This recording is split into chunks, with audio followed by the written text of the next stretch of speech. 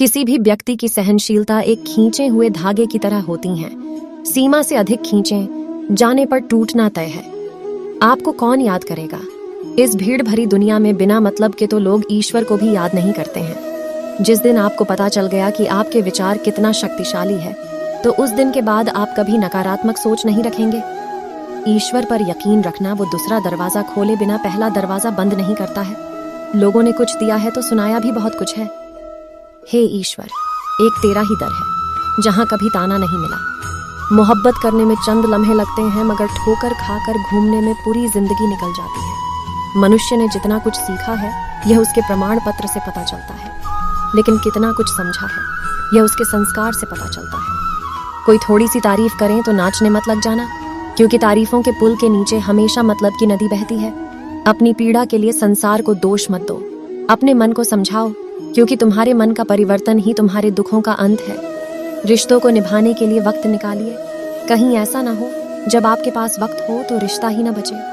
प्रेम सदैव माफी मांगना पसंद करता है और अहंकार सदैव माफी सुनना पसंद करता है। कृष्ण ने दुष्टों को भी अपनी गलती सुधारने का मौका दिया, क्योंकि वो किसी मनुष्य को नहीं, उसके अंदर के बुराई को मारना चाहते थे। संदेह की स्याही से संबंध के पृष्ठ पर कभी शुभ अंकित नहीं होता, इसलिए अपने मन के विचार और संबंधों का आधार दोनों ही शुभ रखें। मोहग्रस्त होकर अपने कर्तव्य पथ से हट जाना मूर्खता है, क्योंकि इससे ना तो तुम्हें स्वर्ग की प्राप्ति होगी और ना ही तुम्हारी कीर्ति बढ़ेगी। इस भौतिक संसार का यह नियम है, जो वस्तु उत्पन्न होती है कुछ काल तक रहती है, अंत में लुप्त हो जाती है, चाहे वे शरीर हो या फल हो।